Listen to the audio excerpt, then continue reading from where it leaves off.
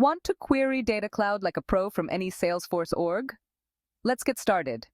Managing multiple Salesforce orgs, but need to access Data Cloud data? Here's how to do it with Apex. Step 1. Authentication Setup. First, create a connected app in your Data Cloud org. Then set up an authentication provider in your Salesforce org with Salesforce as the provider type.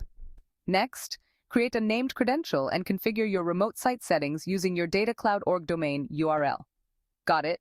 Great! Step 2, making the HTTP callout with Apex.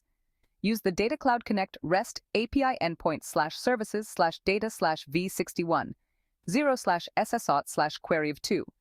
Create a utility class that takes an SQL string as input, runs the callout, and returns the result. Simple, right? With this setup, you can now query Data Cloud from any Salesforce org using Apex. It's that easy.